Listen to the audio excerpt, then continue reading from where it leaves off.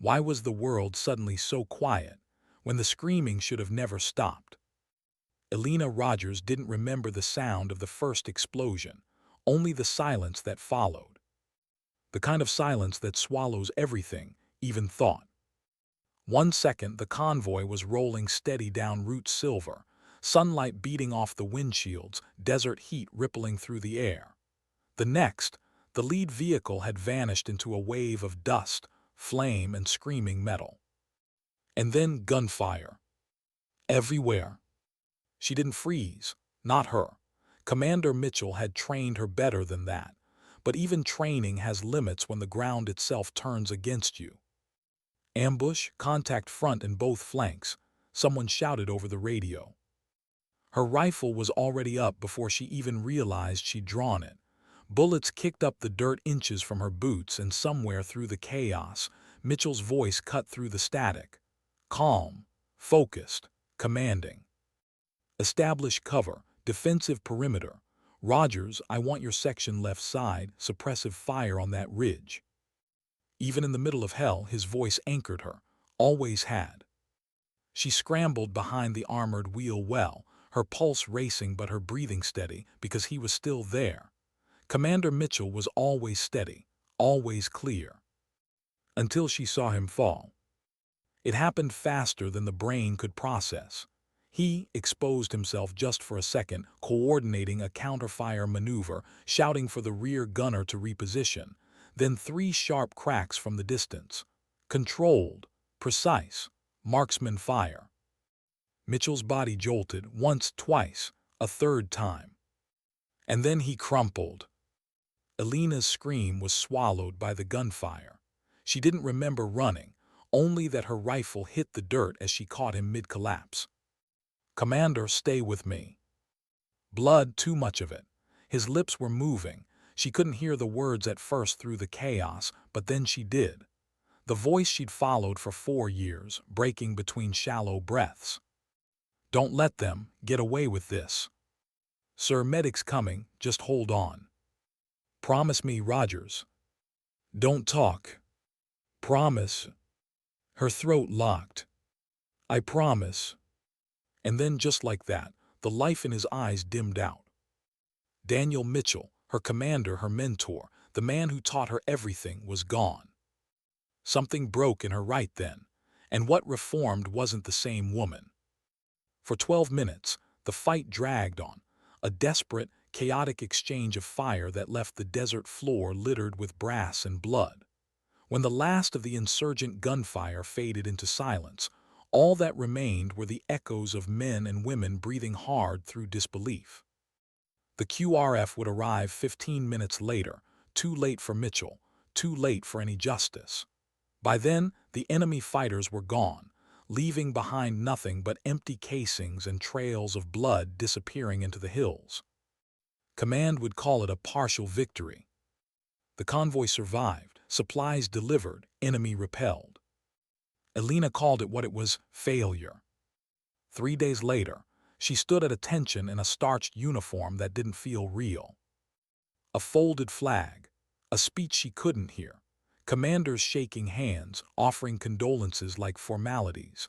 Around her, the air smelled faintly of gun oil and dust, the same air that had filled her lungs when Mitchell bled out in her arms.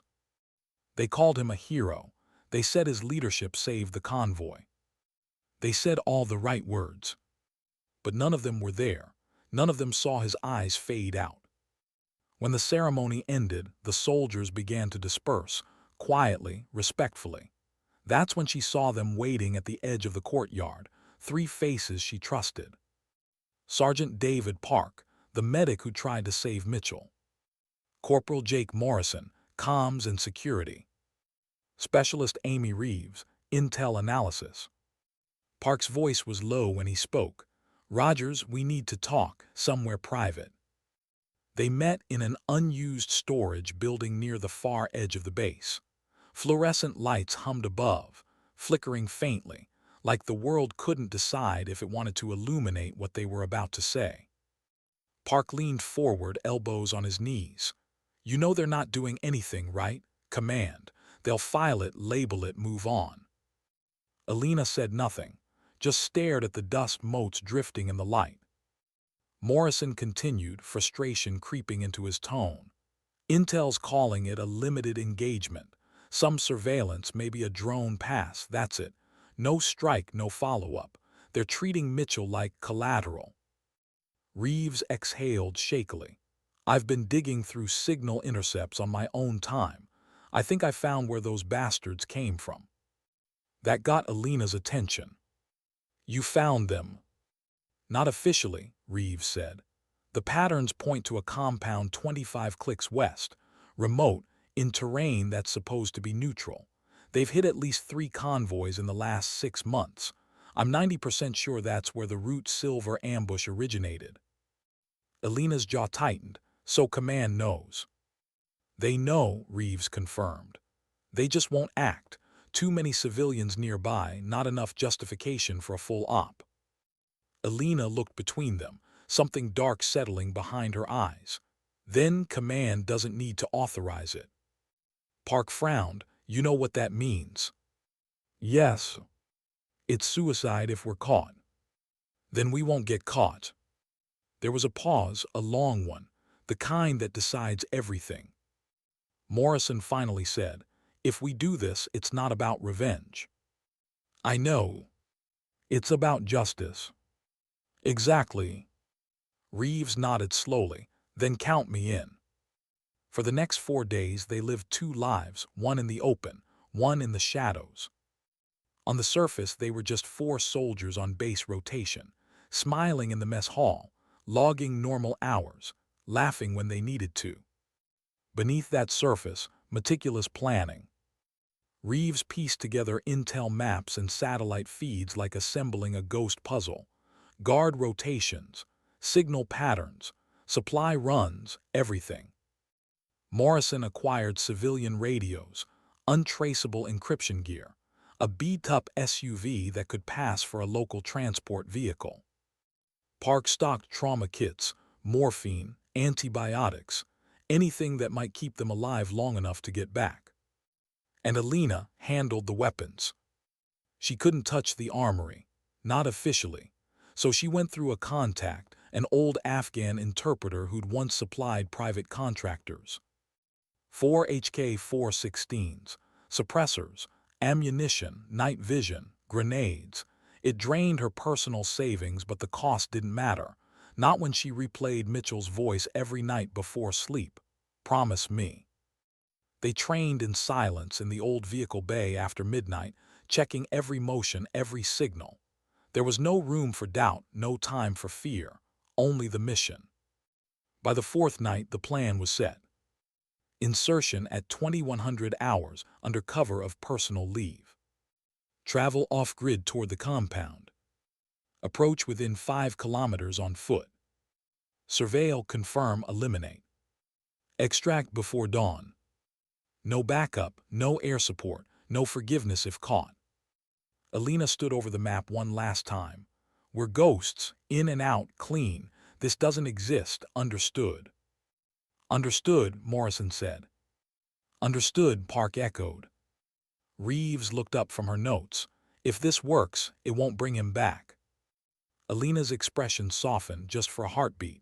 No, but maybe it'll let him rest. The night they left was too quiet.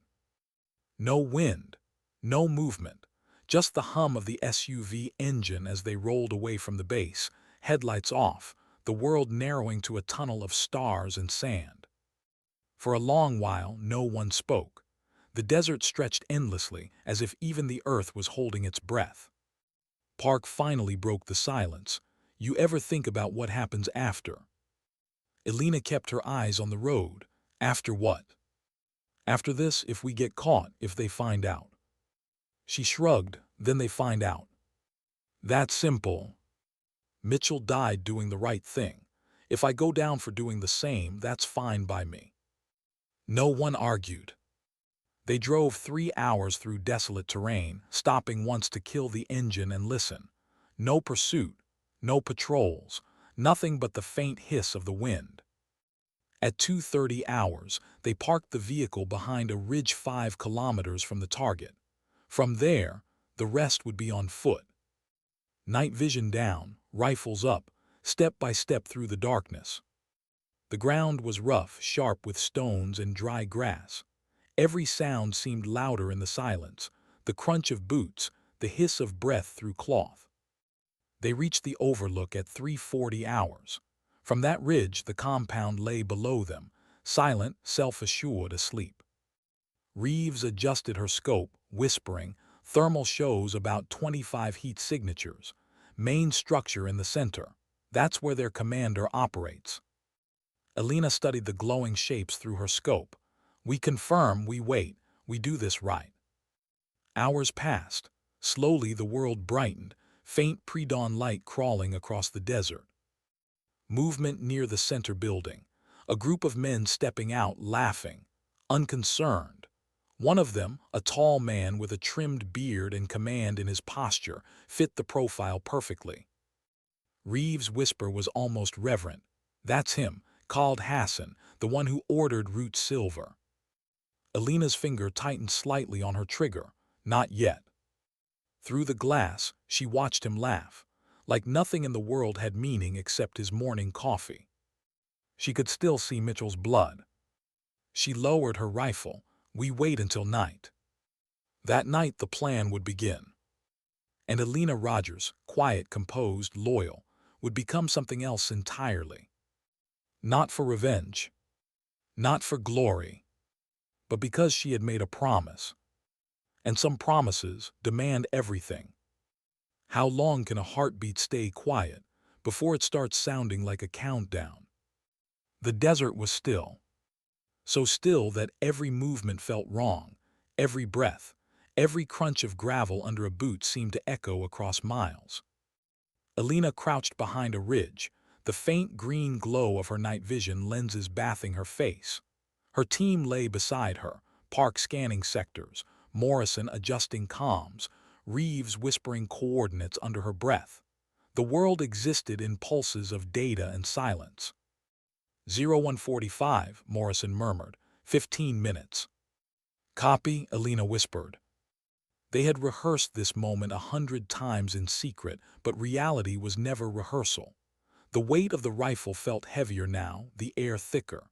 She looked down at her hands, steady, sure, but her mind wasn't quiet. Mitchell's voice came back in flashes. "Lead from the front, Rogers, always from the front." She exhaled slowly. "Then I'll lead this too, sir." At 0158 they moved. Each step down the ridge was measured. 4 shadows sliding through the dark, invisible to anyone not looking directly for them. The compound's outer wall loomed ahead, a rough line of stone and clay, 15 feet high, a single guard tower manned by 2 fighters half awake. Reeves pointed. "Main gate, 3 visible guards, north wall blind spot about 20 meters stretch." Alina nodded. "That's our entry." Park crouched near the base of the wall, unpacking a small charge wrapped in cloth. He pressed it gently against the clay, adjusted the timer and stepped back. 3-2. A muffled thump. Dust rippled outward like breath, no alarm. "Go," Alina whispered. One by one they slipped through the gap, weapons raised, moving low. Inside the compound was a ghost town, small homes, storage sheds, a central courtyard. Lamps flickered dimly through shuttered windows. Somewhere a radio played a quiet song, too soft to pinpoint. Park and Morrison peeled off to secure the outer perimeter, establishing their fallback route. Reeves and Alina continued toward the center building, the command hub Reeves had identified. A single metal door, unlocked. Arrogance made people careless. Alina pushed it open slowly, clearing corners with the kind of patience only fear teaches. The interior smelled of smoke and sweat. A desk, maps pinned to a cracked wall, a half-empty cup of coffee. Someone had been here minutes ago. Reeves whispered, "Second floor, heat signatures 4 total." "On me." They climbed the narrow stairs, steps barely touching wood. Every creak sounded louder than gunfire. Outside, a dog barked once, then went silent. Alina pressed her shoulder to the final door. Reeves nodded, ready. They moved as one, Alina breaching, Reeves sweeping right. 4 men inside. 3 asleep on mats, 1 awake typing on a laptop, his face washed in cold blue light. He looked up, eyes widening. His hand started toward the pistol on the desk. "Don't." The single word came out low, steady in Arabic. He froze. Alina's rifle didn't waver. She could see his face clearly now, lean, confident, the face from Reeves' files. Called Hassan, the man who had ordered the Root Silver ambush. "Root Silver," she said quietly, "you remember." His eyes narrowed. Many convoys travel that road. The one 3 days ago, Commander Daniel Mitchell. Recognition flickered, followed by something worse, amusement. Ah, the American officer. Yes, he fought well, died well. Her finger tightened on the trigger. "He fell well," she said. "You won't." The shot cracked through the room, suppressed but final. Hassan fell back lifeless, before his mind could register regret. The 3 others jolted awake, reaching for weapons. Reeves and Alina fired in sync, controlled, efficient. 3 bursts, 3 bodies, silence returned. "Room clear," Reeves whispered, breath shaking. Alina looked at the blood seeping across the floorboards. The laptop still glowed faintly, a map of their own convoy routes on its screen. Proof of guilt, but it didn't matter now. The man who killed Mitchell was gone. "Ground floor," Alina transmitted softly. "Package complete, exiting." Park's voice came back through static. "Copy, movement outside, you've got maybe 2 minutes." They descended quickly, stepping over spent shells and broken quiet. Outside, the first alarm shouted across the courtyard. Then another. Flashlights cut through the dark, voices yelling in panic. Morrison's voice in the earpiece. "You've got contact east side, 3 armed coming straight to you." "Cover fire," Alina said. Morrison opened up from his vantage point, controlled bursts that shredded the quiet night. The guards dove for cover, shouting. Reeves and Alina sprinted for the wall breach, Park waiting with rifle raised. A figure appeared to their left, AK raised. Morrison dropped him with a single shot. They reached the wall, slipped through, and vanished into the desert just as the compound erupted in chaos behind them. Flares went up, painting the sky red. Shouts echoed into the emptiness. But by the time the fighters realized what had happened, the 4 shadows were already gone, folding back into the darkness that had birthed them. They moved fast, navigating by memory and night vision. The terrain they'd studied now became their shield. Every ridge, every dune, every line of rock was a friend. No pursuit, not yet. Park's breathing was rough in the comms. "Anyone hit?" "All green," Alina said. "Keep moving." They reached the SUV at 0 to 45. No headlights, just the engine's soft rumble breaking the silence. Morrison drove. Reeves kept her eyes on the rear view, watching the night shrink behind them. No one spoke for the first 10 minutes. Adrenaline still burned through veins, mixing with disbelief. Then Park exhaled. "We actually did it." Alina didn't look back. "No, we finished it." "Same thing." "Not quite." She stared out the window, the horizon faintly blushing with pre-dawn light. "Justice isn't the same as peace." Morrison gave a bitter laugh. "Peace doesn't exist out here, Sergeant." "Then maybe we make it, one enemy at a time." They drove until the first rays of sun stretched across the sand. The world was quiet again, a different kind of quiet. Back at their hide point near Sentinel, they stripped weapons, buried casings, burned what couldn't be hidden.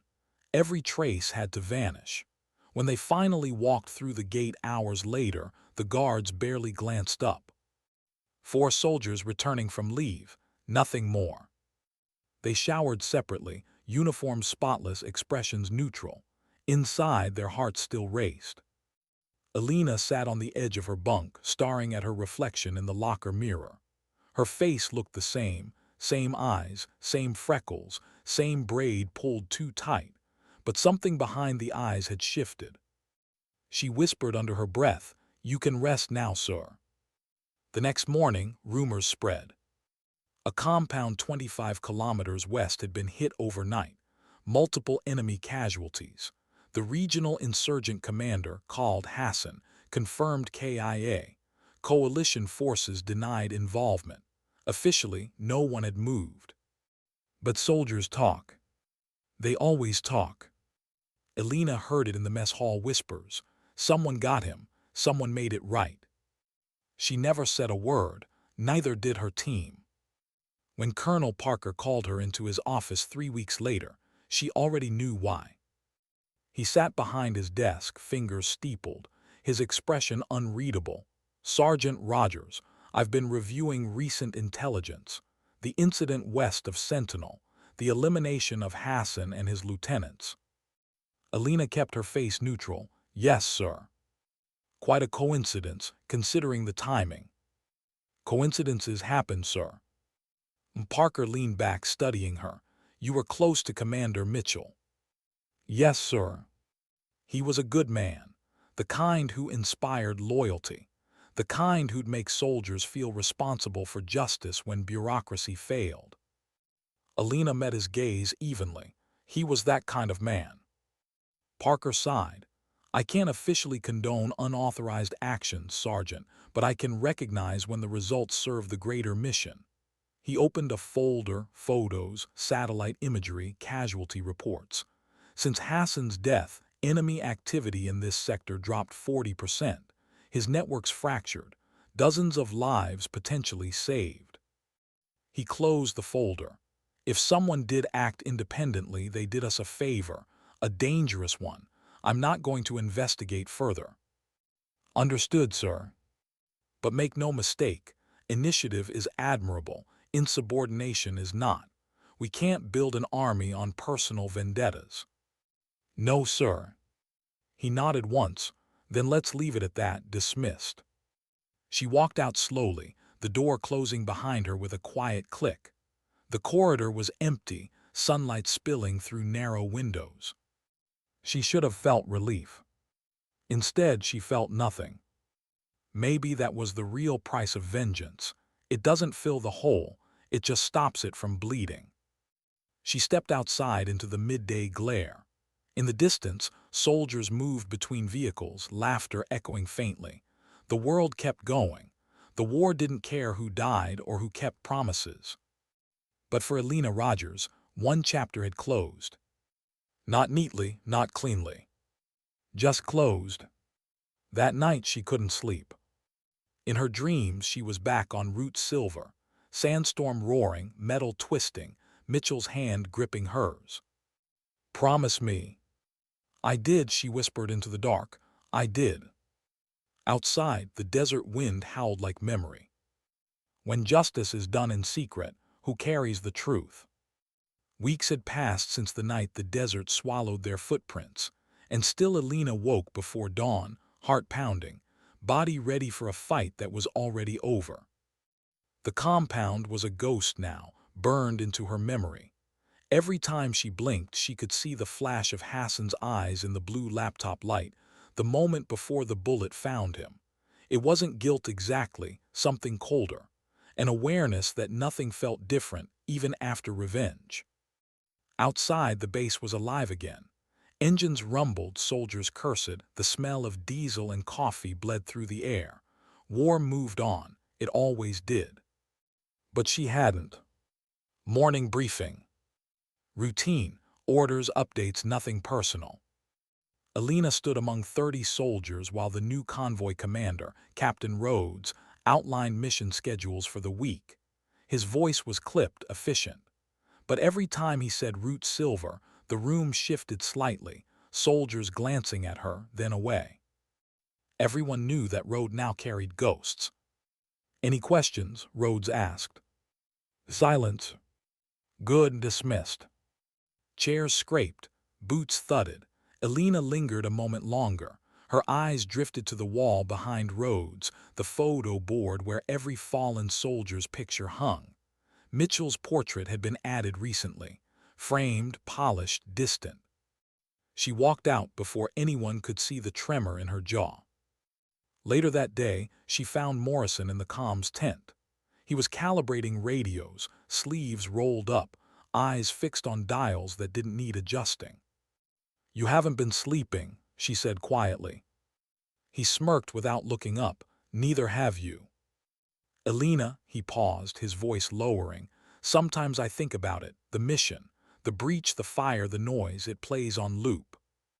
"You regret it?" He hesitated. "No, but it doesn't feel like victory." "It wasn't supposed to," she said. "We weren't heroes out there." "Yeah," he muttered, "but part of me wanted it to fix something." She understood. They all did. Revenge promised relief but delivered silence, the same kind that hummed between them now. Park was worse. He avoided eye contact, buried himself in medic duties. Once she found him sitting alone outside the infirmary, cleaning a scalpel over and over. "You okay?" she asked. He smiled faintly, the kind of smile that only hides exhaustion. "You ever patch up a guy who shouldn't have lived, and then think, maybe someone else should have taken the hit instead?" "Too many times." "Yeah," he whispered. "That's how it feels now. We took life to pay for one, and I can't tell if it balances." Elena didn't answer. She didn't know how. Reeves, on the other hand, had changed in the opposite direction. Colder. Focused to the point of obsession. When Elena stopped by the intel room one evening, Reeves was there, hunched over surveillance screens, tracking enemy chatter like she hadn't stopped since the mission. "You're still monitoring them?" Elena asked. Reeves didn't turn. "Their network's collapsing. We did more damage than Command realizes." "Reeves, don't you get it?" she snapped. "They're already replacing Hassan, another name, another leader, it never ends." Elena's eyes softened.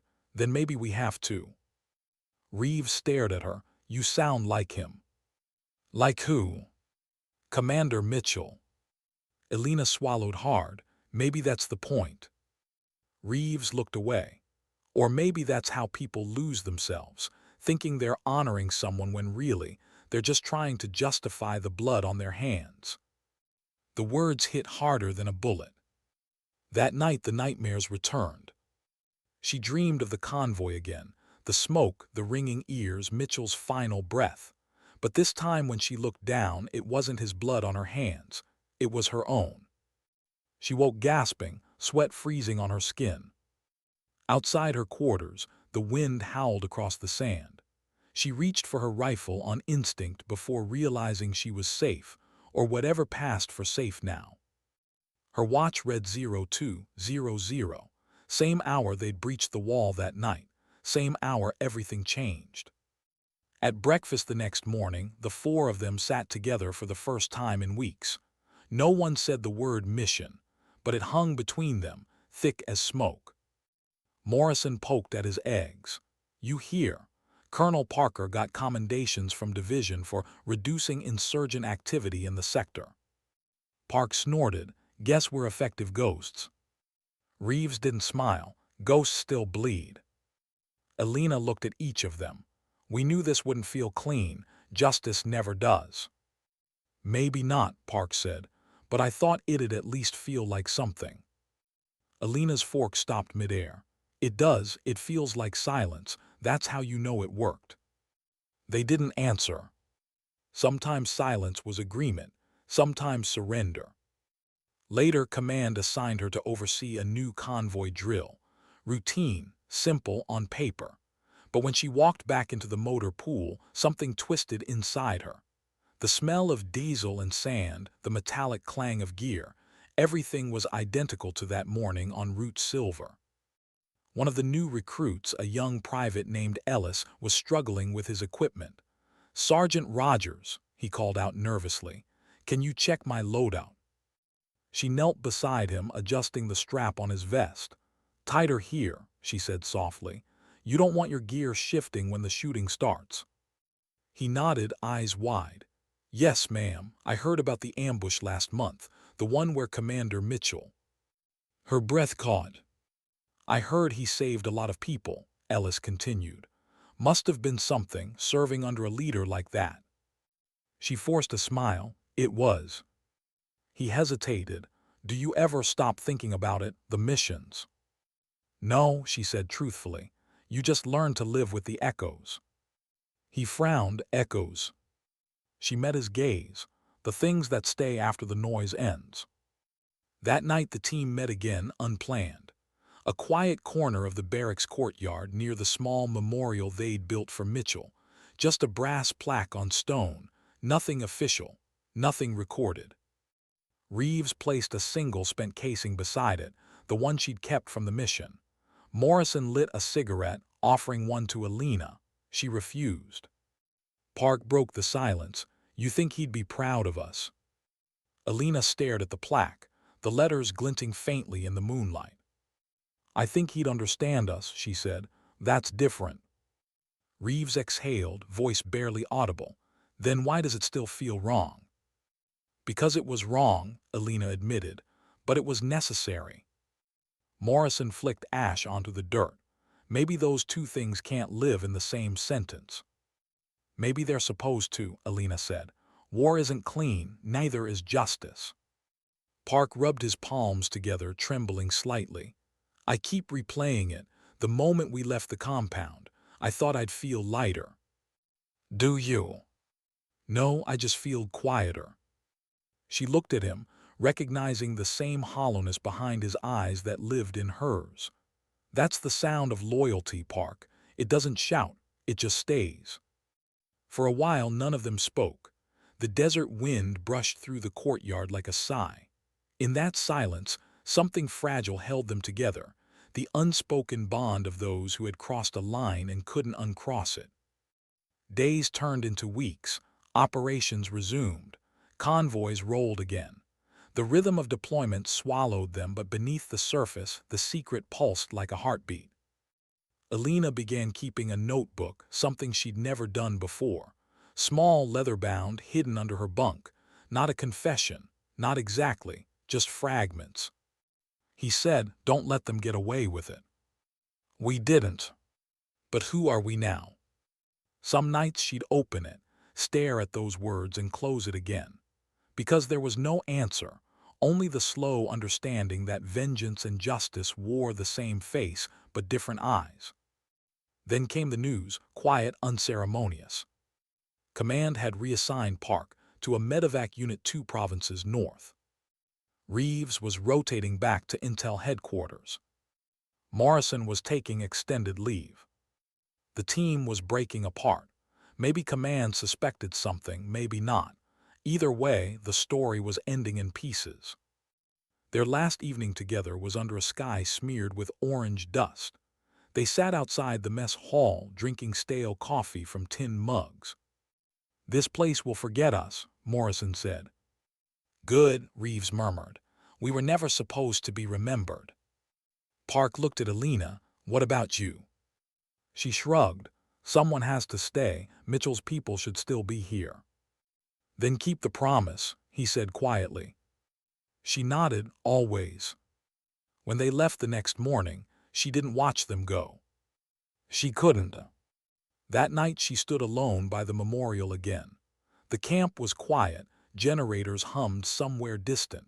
She placed her hand on the plaque, fingertips tracing Mitchell's name. You said leadership means protecting your people, she whispered. I tried. I don't know if I did it right. The wind stirred her hair, dry and warm. Maybe justice isn't about right or wrong. Maybe it's about who can live with the silence afterward. She stood there until dawn bled across the horizon. When the first light touched the metal, she turned away. Somewhere deep inside, the ache eased, not healed but quieter. Sometimes dignity doesn't speak. It simply endures. What happens when the person who taught you everything becomes the voice you can't silence? 3 months had passed since that night, the night when shadows moved like justice and disappeared before dawn. To the outside world, life at Fob Sentinel had returned to normal.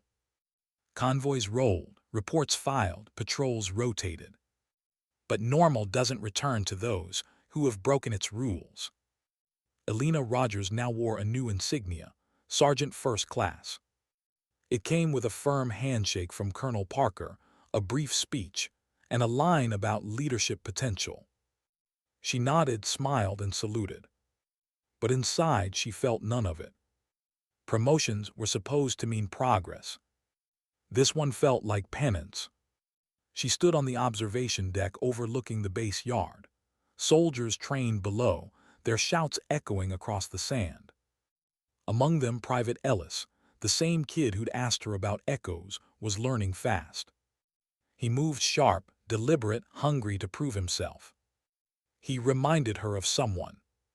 Of herself. Mitchell used to stand like that, hands behind his back, eyes locked on the field, calm but never distant. She could almost hear his voice beside her. You don't lead from authority, Rogers. You lead from belief. Make them believe in something bigger than fear. She believed. Now she wasn't sure in what. That afternoon, Captain Rhodes briefed her privately.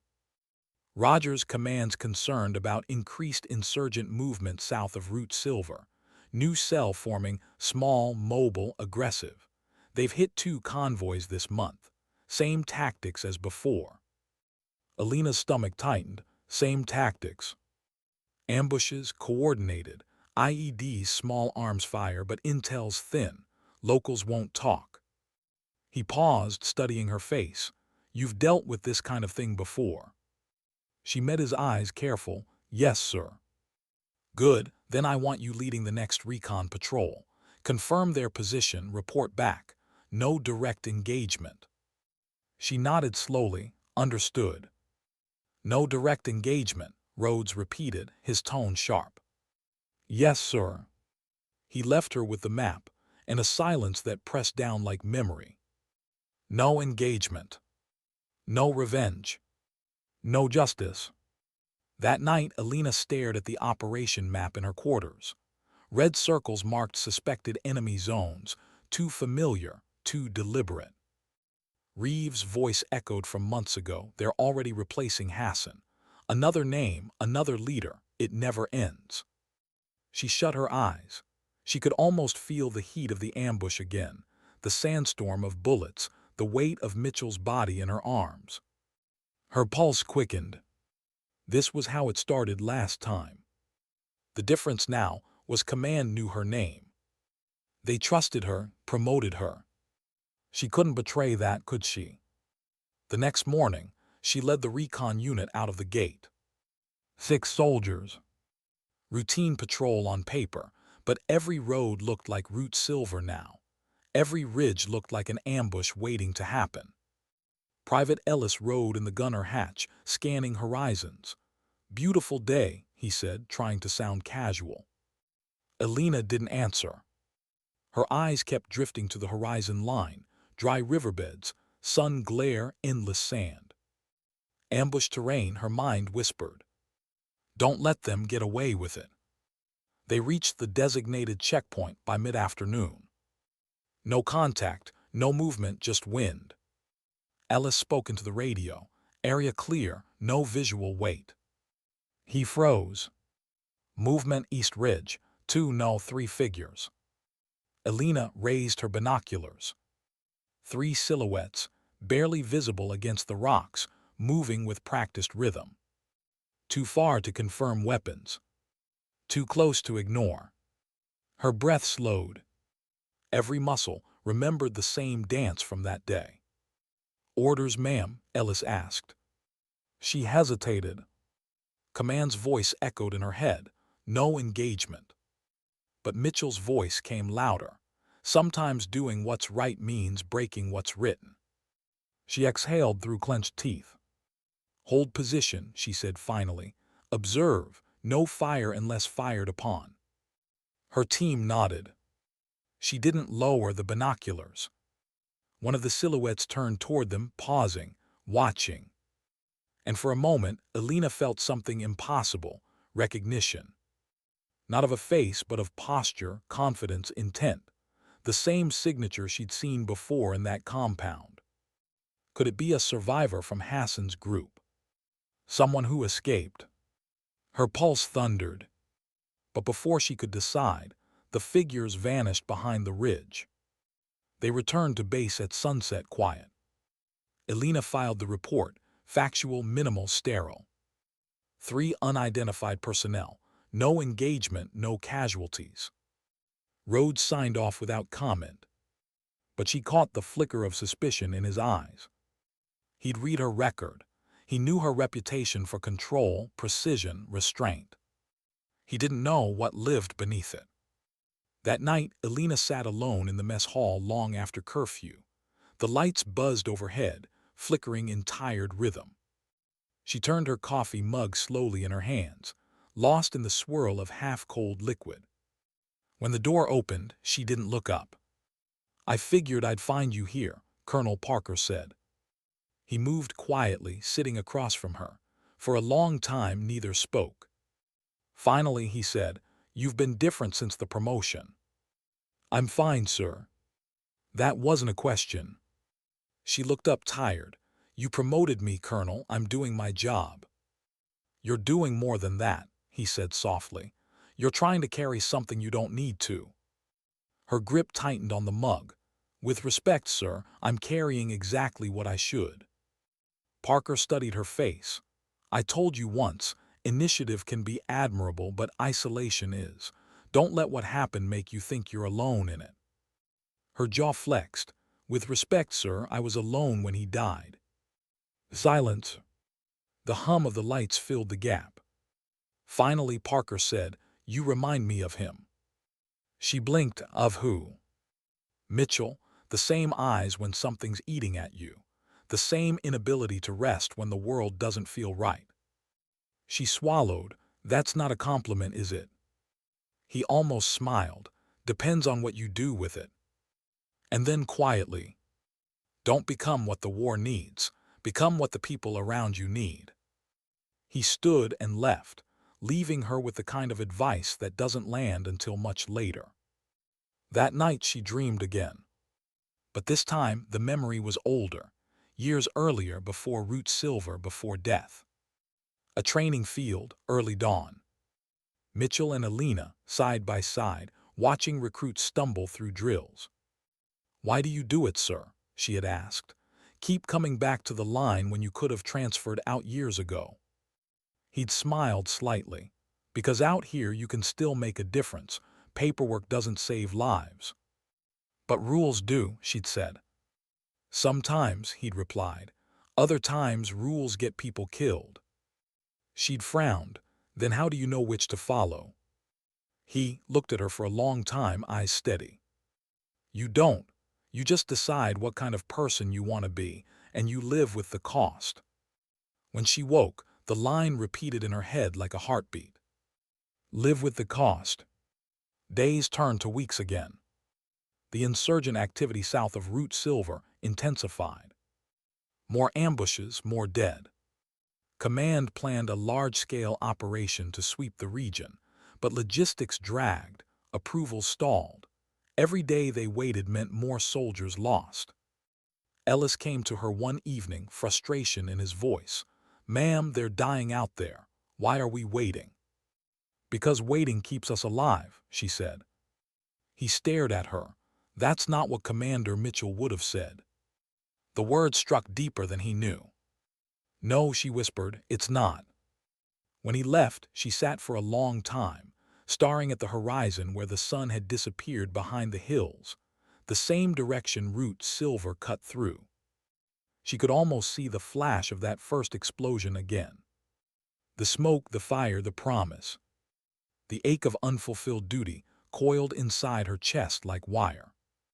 That night a message arrived on her secure line, unsigned, anonymous. But the data was unmistakably from Reeves. New intel suggests surviving members of Hassan's unit regrouped near Al-Karif village. Local civilians at risk. No official action planned. Thought you should know. Elena's hands trembled slightly as she read it. She stared at the map coordinates, 23 kilometers south. Neutral zone, off limits without authorization. History repeating itself. A chance to finish what they started, or to destroy what she'd rebuilt. The desert outside was silent. Her reflection in the dark window looked back at her. Same uniform, same braid, but harder eyes. She whispered into the glass, "Sir, what would you do?" The answer came from her own voice, quiet but sure. "You already know." In the distance, a convoy's engines roared through the night. Another mission, another promise. And Alina Rogers stood there, motionless, torn between the woman she had been and the one the war had made her. How many times can a person cross the line before it stops feeling like one? Alina sat alone in her quarters, the glow from her tablet painting her face in blue light. The message from Reeves was still open, same words, same coordinates. Surviving members of Hassan's unit, civilian area, no official action planned. No signature, no rank, just an unspoken challenge. Outside, the night hummed with generators and faraway engines. The base never really slept. It only paused between storms. But her mind wouldn't pause. She zoomed in on the satellite image. A cluster of structures, dirt roads. From above, it looked harmless, the kind of place that wouldn't even make a briefing slide. Her hand hovered over the screen. You already know, she had told herself. And that was the problem, because knowing and acting weren't the same thing. The next morning, she joined the operations staff for the daily intel update. Captain Rhodes spoke briskly, flipping through data on the wall screen. Enemy activity trending south of Route Silver. No confirmed leadership sightings. Commands reviewing next steps.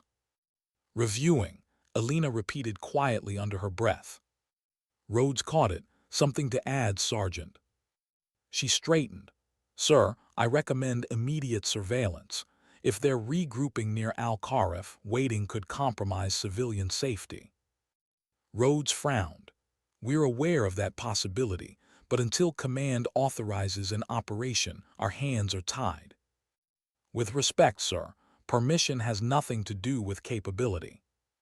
His eyes sharpened. You're out of line, Rogers. Yes, sir. He paused, measuring her, then softened just slightly. Look, I know what you've lost, but this isn't Kandahar or Route Silver. We can't operate on emotion. She nodded, jaw tight, understood. But as she left the room, she thought, emotion isn't the enemy. Indifference is. That night she found Morrison sitting outside the comms tent, legs stretched, cigarette glowing faintly in the dark. You always show up when trouble's brewing, he said without looking at her. Reeves reached out, she said. He exhaled a plume of smoke. Of course she did. She can't let things stay buried. She says they're regrouping, near Al-Kharif. He went quiet. The ember of the cigarette burned down to his fingers. Don't, he said finally, don't go chasing ghosts again. It's not ghosts. It's exactly ghosts. Mitchell's, Hassan's, yours. You think finishing them off will fill something. It won't. She folded her arms. So we just wait while they plan the next ambush. That's not our call anymore. Not this time. He looked up, eyes tired. We already broke the law once. You think the second time redeems it?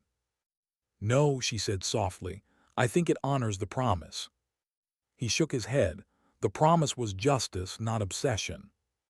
She turned to leave, but his voice stopped her. If you do this, Alina, I'm not coming. She didn't answer. The silence said enough. 2 nights later, she found Reeves' second message waiting. Intel confirmed. Fighters in Al-Kharif compound. Civilians present. Command won't move. I'm done sitting still. You with me? Alina's pulse quickened. The words felt like déjà vu, the same undertone, the same impossible choice. She thought of Park now stationed up north, Morrison clinging to restraint, Reeves still chasing closure. And herself caught between them, between what was lawful and what was right. The desert outside whispered through the cracks in her window. She whispered back, yes. They met quietly just before midnight. Reeves had borrowed a civilian jeep and stripped it of trackers. The headlights stayed off as it rolled through the base gate, waved past by a sleepy guard who barely looked up. Inside the vehicle, Reeves glanced at Alina. "You sure about this?" "No," Alina said, "but I'm here." They drove in silence, the road stretching endlessly ahead. Reeves broke it first. "You ever think Mitchell would have wanted this?" "All the time." "And what do you think he'd say now?" Alina watched the horizon. "He'd say, 'You already know the answer.'" Reeves smiled faintly. "He always did talk in riddles." Alina nodded. "He didn't believe in easy truths. He believed in necessary ones."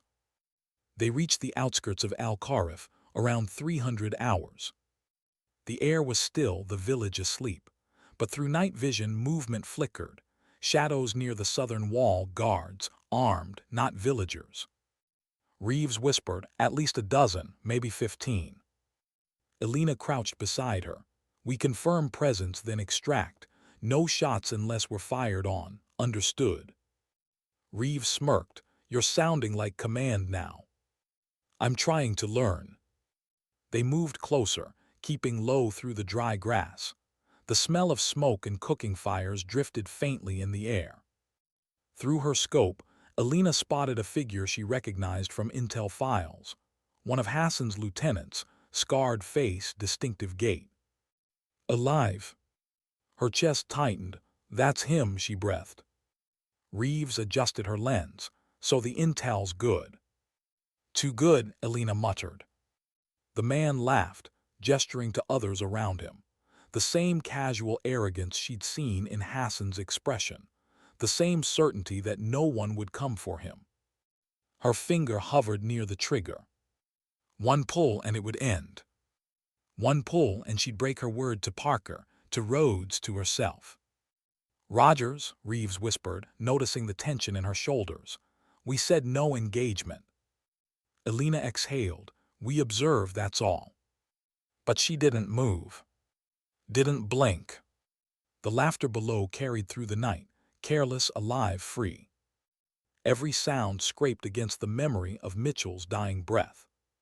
And then a sudden noise, the unmistakable metallic click of a safety lever. Reeves froze, contact right flank. 2 armed fighters, 20 meters away, scanning the perimeter. If they spotted them, everything would unravel. Alina raised her rifle, heart hammering. "They see us." "No," Reeves whispered, "they don't." The nearest fighter turned sharply toward their direction. His flashlight beam sliced through the dark, catching a glint of metal. He shouted. Gunfire erupted. Alina reacted instinctively, 2 controlled bursts, clean and fast. Both fighters dropped. But the noise ignited the compound like a match to oil. "Move," she hissed. Reeves grabbed her gear, sprinting for the vehicle. Voices shouted behind them, lights flaring to life. Bullets cracked through the air, snapping past them in the dark. One hit the Jeep's side panel, metal shrieking. Reeves dove behind the wheel, Alina covering their retreat. The engine roared to life. They tore down the dirt track, dust and shouts fatting behind them. Neither spoke until the lights of Al-Kharif disappeared completely. Reeves broke first, gasping, "So much for no engagement." Alina's hands shook on the rifle. "They forced our hand." "Maybe," Reeves said, voice trembling, "but command won't see it that way." "I know." Alina stared through the windshield, eyes hollow. "We're not ghosts this time. They'll know someone was there." They made it back to base before dawn. Parked outside the perimeter. Buried weapons, clean tracks returned separately. By sunrise, Alina was sitting at her desk, uniform crisp, report half-written. Her fingers hovered over the keyboard. Recon patrol, unplanned contact, no casualties. The lie sat heavy on her chest. She hit save, closed the file. When she looked up, Captain Rhodes was standing in her doorway. He studied her face for a long moment. "Rough night, Sergeant." Routine patrol, sir. He nodded slowly. Good, because I heard gunfire south of the neutral zone last night. Probably locals, but if I find out one of my people went off script, I'll end their career myself. Yes, sir. He lingered a second longer, eyes searching hers, then turned and walked away. When the door closed, she let out a breath she didn't realize she'd been holding. That evening, Reeves sent one final message before wiping her comm logs. He won't report it, but he knows. They always do. Alina read it once, then deleted it. Outside, the sunset bled across the sand, deep red, like the desert remembered. She thought about Mitchell again, about his lesson, about choices, about living with the cost. The cost was catching up now. Every decision carved a little deeper into her. For the first time, she wondered not if she could live with it, but if she deserved to. That night sleep didn't come. Only the echo of the trigger pull, the flash of movement, and the quiet truth that even justice, done twice, begins to look like something else. She sat by the window until dawn, whispering to the horizon. I kept the promise, sir, but I don't know what it's worth anymore. The desert said nothing back. Sometimes justice doesn't knock at your door. It waits outside, watching to see if you'll open it yourself. For 3 days, no one said a word. No debrief. No orders. No formal acknowledgement of what happened near Al-Kharif. But silence in the military meant only one thing: someone knew. Alina felt it in every sideways glance, every pause when she entered a room. Soldiers she'd trained with now looked past her, as if afraid to meet her eyes too long. Whispers always find their way through walls. She walked across the base yard, boots crunching gravel, heat pressing down like a punishment. Somewhere above, a helicopter circled, its shadow cutting across the sand like a blade. Rhodes was waiting for her near the tactical map when she arrived at briefing. His face was unreadable, professional, but colder than before. Sergeant, he said evenly, Colonel Parker wants to see you, immediately. Alina nodded once, understood. Colonel Parker's office hadn't changed since the last time she was there. The same steel desk, the same hum of the ceiling fan, the same faint smell of coffee and gun oil. Close the door, he said without looking up. She did. He kept reading a file for another 10 seconds before speaking. Sit. She sat. Her posture straight, expression neutral, pulse fast. Finally, he looked up. Do you know what I hate most about reports, Sergeant? No, sir. They tell me what happened, not what really happened. He slid a folder across the table. Inside were satellite photos, grainy, infrared images from the night of Al-Kharif. 2 heat signatures. Gunfire flashes. A fleeing vehicle. Alina stared at the images without blinking. Parker leaned back. 2 unknown operatives, armed, moving through an area no one was supposed to be in. No official patrols, no authorization. He paused. And gunfire. Local chatter says 2 men dead. She stayed silent. I don't need to ask who, Parker continued quietly, because I already know. He studied her for a long time. I thought you learned after the first time, Rogers. I did, she said softly. Apparently not. She drew a slow breath. They were rebuilding, sir, Hassan's men. Same tactics, same location, civilians nearby. Command wasn't moving. I made a judgment call. Parker's voice hardened. You made an unauthorized operation, again. Yes, sir. You disobeyed standing orders. Yes, sir. You risked international incident. Yes, sir. He slammed the folder shut. Then tell me why I shouldn't end your career right now. Alina didn't flinch, because it worked. Parker froze. She met his gaze, steady, defiant, but calm. They're gone, the cells dismantled, civilians safe. Convoys moving again without losses. It worked, sir. Parker exhaled slowly, rubbing his temples. You think that makes it right? No, sir, just necessary. The colonel leaned forward, voice low and measured.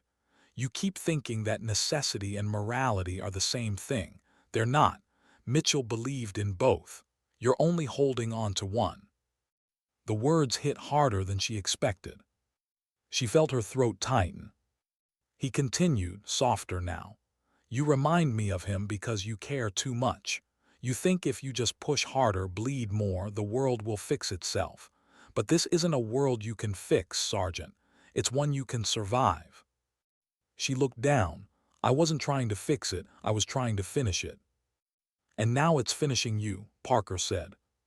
He stood, walking around to the window. Outside, soldiers moved like clockwork, order, purpose, routine. Everything Alina no longer felt. I'm not going to file this, he said at last. Not yet. Her eyes lifted, sir. I'm not doing it for you, he interrupted. I'm doing it for the soldiers still alive because of what you did. But hear me now, this is the last time. If you ever operate outside orders again, no amount of results will save you. Yes, sir. He turned back toward her, his tone softening. Daniel Mitchell saw something in you, Rogers. Don't make him wrong. Her lips parted, but no words came. Dismissed, Parker said quietly. She saluted, turned, and left, heart heavier than when she arrived. Outside, the light burned white-hot against the desert. She walked until the bass noise faded behind her, until all she could hear was her own breathing and the crunch of sand under boots. The conversation replayed in her head, every line, every tone. You're only holding on to one. Was that true? Had she turned Mitchell's ideals into weapons instead of lessons? She stopped walking. For the first time in months, she felt lost.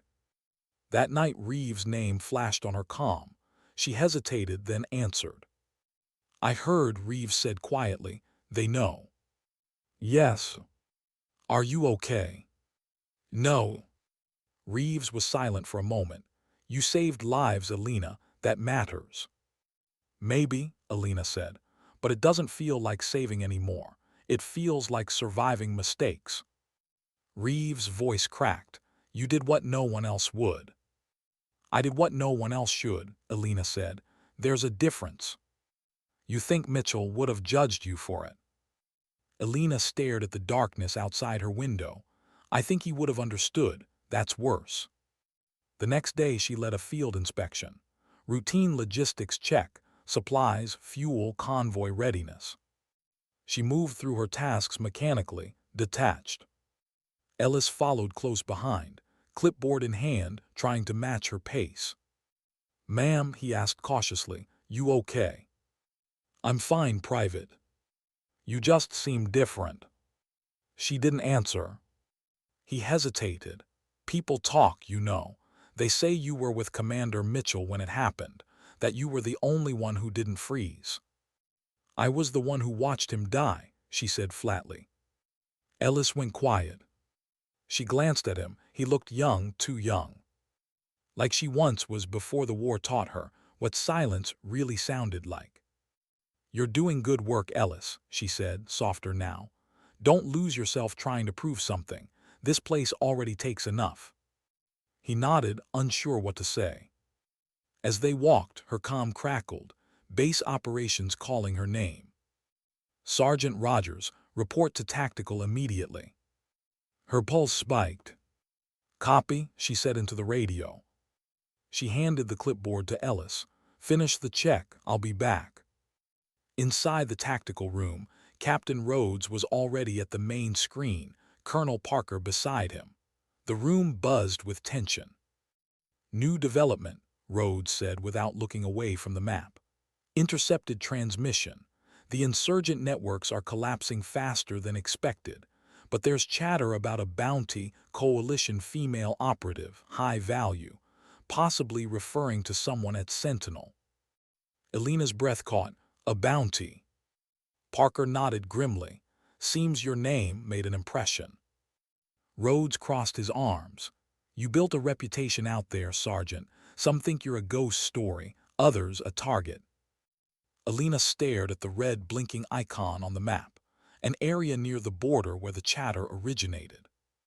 So what now? Now, Parker said, you do nothing. You stay on base until this dies down. No patrols, no field work. With respect, sir. This isn't a request, Parker said sharply. You're valuable to this unit but also exposed.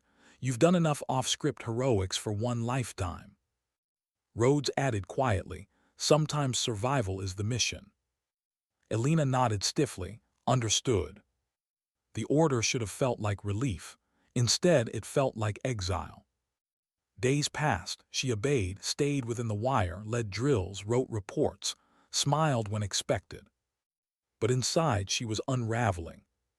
The stillness hurt worse than the danger ever had. At night she sat by the memorial. The plaque still bore Mitchell's name, the metal dulled by sand and time. She ran her fingers across it, whispering, I tried to lead like you, but somewhere I started fighting like them. The wind stirred, dry and indifferent. She leaned her head back, eyes on the stars. They shimmered cold, distant, uncaring, like truths she wasn't ready to face. Weeks later, word came down that Reeves had been reassigned out of theater entirely, back to intelligence command. No message this time, no goodbye, just a void. Morrison's leave turned permanent, Park's medevac unit redeployed. The team that once moved like a single pulse was gone now, dispersed across continents. Elena was the last one left, the one who stayed behind to live with the echo. One evening, Colonel Parker found her sitting near the edge of the tarmac, watching the sunset burn itself out across the dunes. Mind if I sit? He asked. She didn't answer, but didn't stop him either. They watched in silence for a while. Then he said, you know, the hardest part about command isn't giving orders. It's knowing when to stop giving yourself excuses. Elena's voice was low. I thought I was following Mitchell's example. You were, Parker said gently, just the wrong parts of it. She frowned. He believed in doing what was right. Yes, Parker said, but he also believed in coming back alive, in teaching others how to carry the weight without letting it break them. You've been carrying everyone's ghosts, Sergeant, even his. She stared at the horizon. What if that's all I have left? Then maybe it's time to start putting some of them down. She turned to him, eyes glistening in the fading light. How? He smiled faintly. You'll figure it out, you're his legacy. That night she sat in her quarters, opened her notebook again, and wrote only one line. Maybe the real promise wasn't vengeance. Maybe it was learning to stop fighting long enough to heal. She closed the book. For the first time in months, she slept without dreaming of gunfire. How do you lead others when you no longer believe in yourself? The days had become identical. Training, briefings, reports, all bleeding into one another like an endless replay.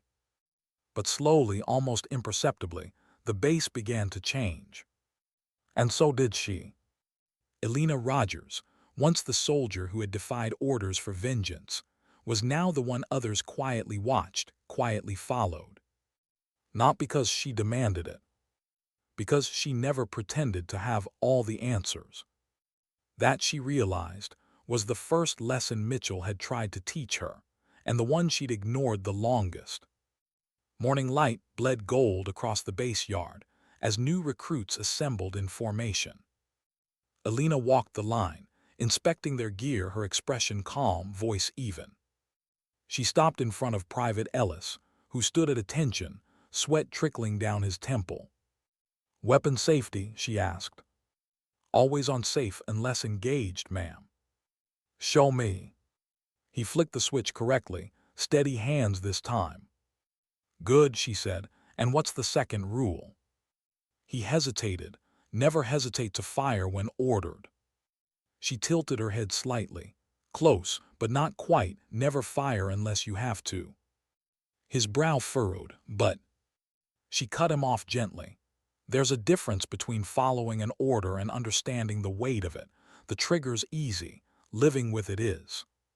For a moment, his confidence faltered. Then he nodded, "Yes, ma'am." As she moved down the line, she caught herself smiling faintly. Mitchell had once told her the same thing, almost word for word, under a blazing sun years ago.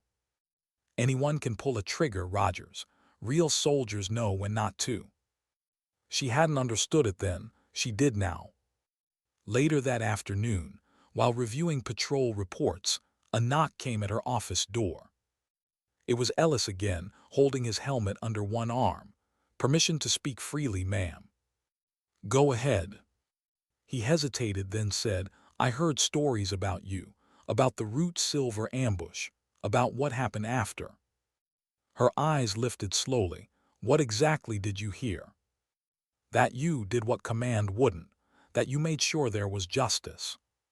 She leaned back in her chair. "You shouldn't believe everything you hear, Private." "But is it true?" he asked, voice quiet but steady. "Because if it is, then I think I understand why everyone looks at you differently, like you did something they all wish they could." Alina looked away. "You think breaking rules makes someone admirable." "I think it makes them real," Ellis said. "Most people here act like war's just orders and checklists, but it's not, it's personal." Her throat tightened, "And that's exactly why it's dangerous." He frowned. "Dangerous how?" She stood, walking to the window. The desert outside glowed beneath the sun, endless, unforgiving, honest. "Because once you start fighting for something personal," she said softly, "you stop seeing people as people. You start seeing targets. And when it's over, all that's left are the faces you can't forget." He was silent. She turned back to him. "If you ever have to make a choice out there, Ellis, between following orders and following anger, choose the one you can live with, not the one that feels right in the moment." He nodded slowly, "Yes, ma'am." When he left, she sat back down, staring at the empty doorway. Maybe that was the legacy she was meant to leave. Not more missions, not more ghosts, but lessons that might save someone else from becoming like her. That night, she returned to the memorial. The base was quiet, the wind sharp, stars scattered across the black like bullet holes. She sat beside the plaque, back against the cold concrete. "Sir," she whispered, "I think I finally understand." Her voice trembled, but her tone was calm. "You never wanted blind loyalty. You wanted us to think, to question, to feel, even when it hurt. You wanted us to protect people, not punish them." The wind brushed against her cheek like a hand. She closed her eyes. "I didn't fail you. I just learned the hard way what you were really teaching." She sat there until the cold crept into her bones, but for once she didn't mind. The silence felt different now, not heavy, not empty. Just still. The next morning brought news. Command was rotating a new group of recruits through Sentinel, fresh faces, unscarred by experience, unaware of what the base had once buried. Colonel Parker approached her at breakfast. "You'll be training them," he said simply. "You're the best one for it." Alina raised an eyebrow. "That an order, sir?" He smiled faintly. "A recommendation, but one I'd strongly suggest you follow." She studied him for a moment, then nodded. "Understood." He lingered. "How's the quiet treating you?" She almost smiled. "It's louder than I expected." "Good," he said. "Means you're still listening." Weeks passed, training cycles repeated, new soldiers learned. And Alina, who had once defined herself by missions and loss, found herself defined by something else: presence. She led morning drill, corrected posture, barked orders, and sometimes told stories. Never about the ambush, never about the unauthorized operations, but about leadership, about courage without rage, about how silence could be strength, not punishment. The recruits listened, especially Ellis. One evening, after a long day, he approached her as she locked up the training range. "Ma'am," he said quietly, I wanted to thank you. For what? For teaching us the parts they don't put in manuals. She tilted her head. And what part is that? He smiled shyly. That being strong doesn't mean being angry. For the first time in a long time, she let herself smile fully. You're learning faster than I did. He shrugged, good teacher. Later that night, as she walked back to her quarters, she passed the motor pool, the same spot where it had all begun months ago. The air smelled of fuel and dust. Memories flickered, the roar of engines, the ambush, Mitchell's last words. She stopped. Her reflection shimmered faintly in the windshield of an idle transport. The woman staring back wasn't the same one who had held her commander's body in the sand. The edges were softer now, the eyes calmer. Not because the pain was gone, but because she'd stopped fighting it. Sometimes survival wasn't about enduring. It was about allowing yourself to begin again. The next morning, the base intercom crackled with static, then a familiar voice, Colonel Parker. Attention all personnel. Tomorrow morning, a remembrance ceremony will be held at dawn to honor those lost along Route Silver.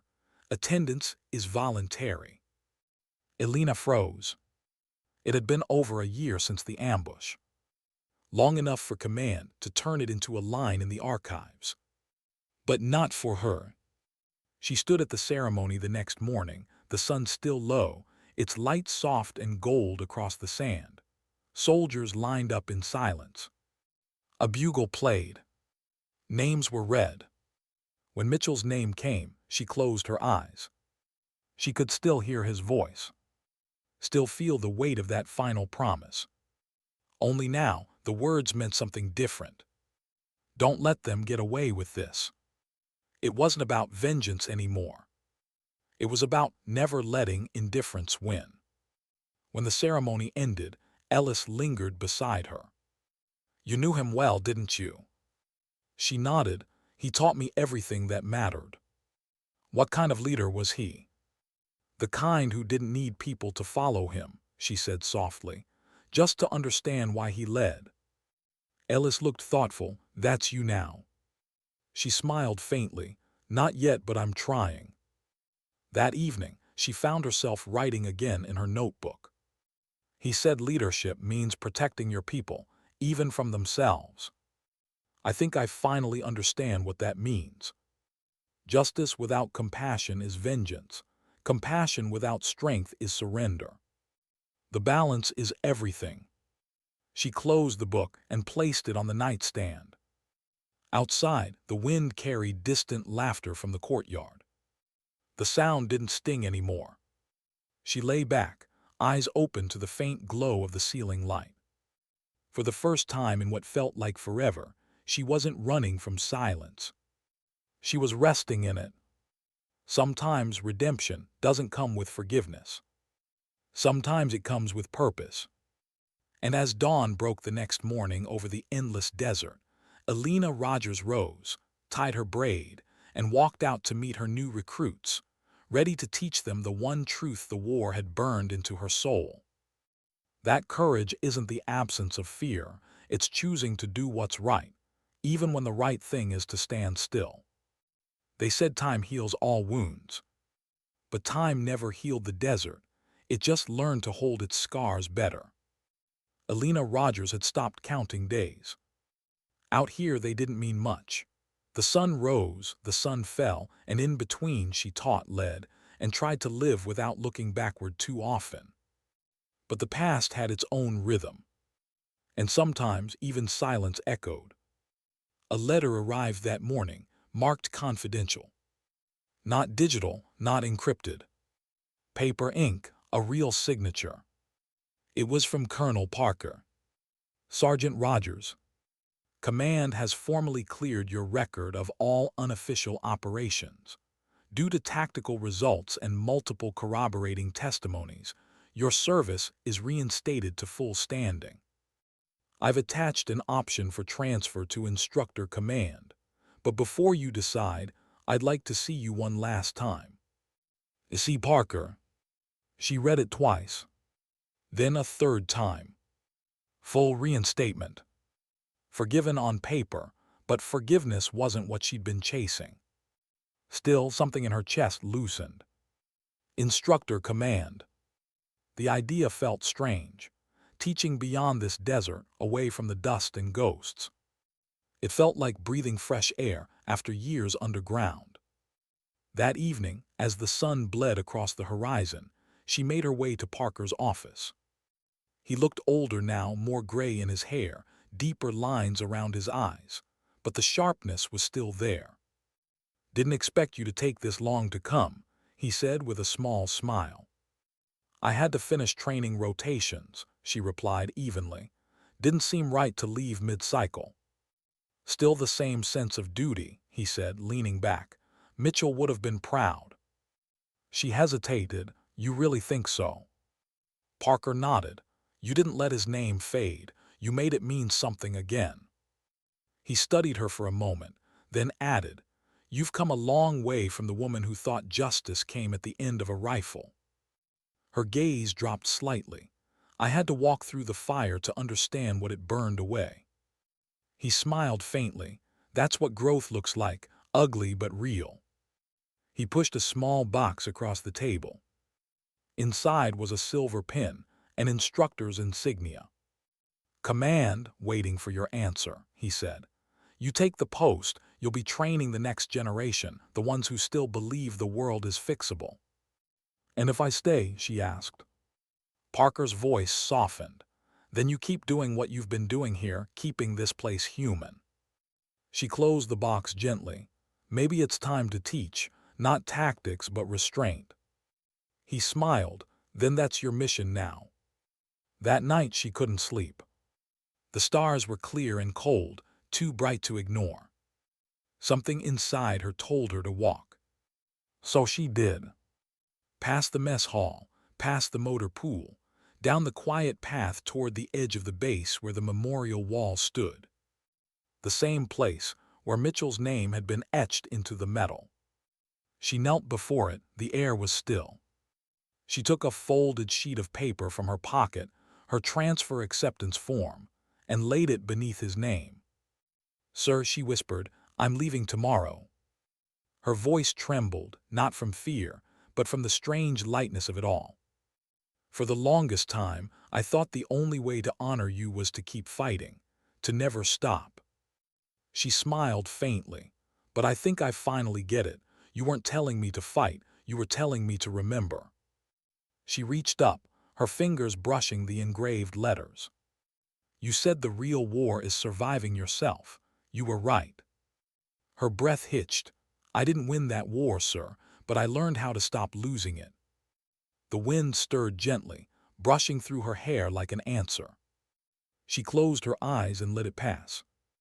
The next morning, the base gathered quietly as she prepared to depart. No ceremony, no speeches. Just quiet nods, handshakes and salutes that said more than words could. Private Ellis was there, standing a little taller now, uniform crisp, rifle slung properly. He approached her as she loaded her duffel onto the transport. "Permission to speak, ma'am." She smiled, "Granted." He hesitated. "You once told me to choose the choice I can live with. I think I get it now." "Yeah."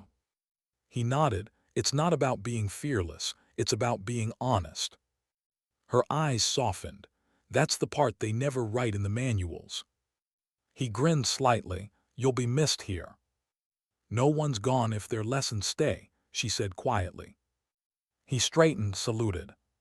She returned it, firm, precise, proud. The engines rumbled. She climbed aboard, found a window seat. As the convoy rolled forward, the desert stretched endless before her, same dunes, same wind, but it looked different now. Not hostile, just vast. She thought about Reeves, Morrison, Park, Mitchell. All the voices that had shaped her. All the moments that had broken her open and built her again. She whispered to no one. "Maybe peace is what comes after war. Maybe it's what we carry through it." The words felt right. True. Quietly powerful.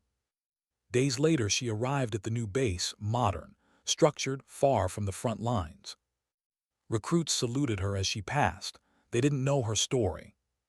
To them, she was just another officer, another name on the roster. But that was enough.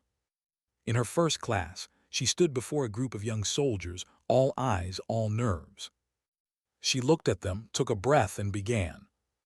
War isn't about hate, it's about choices. The room went still. You'll be told that strength means never breaking. But that's a lie.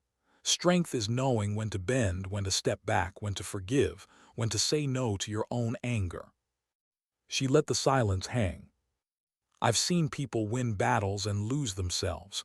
Don't become them. Your humanity is your best weapon. Protect it. No one moved. She smiled faintly. That's your first lesson, dismissed.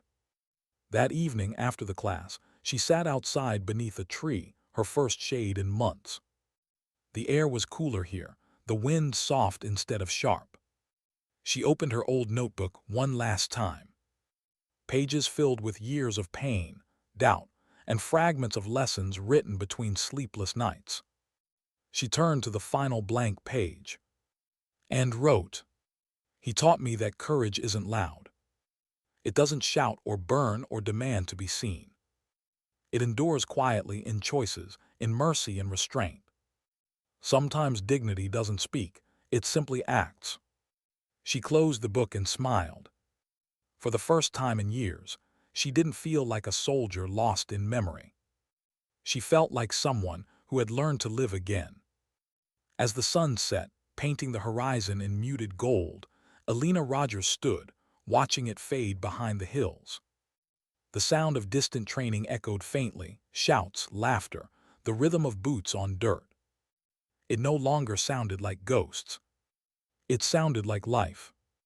She whispered softly, as if to the wind, "Rest easy, sir. I'll keep them safe this time." And for the first time since the ambush, she believed it. Sometimes the strongest act of defiance isn't vengeance, it's peace. Sometimes dignity doesn't speak, it simply acts.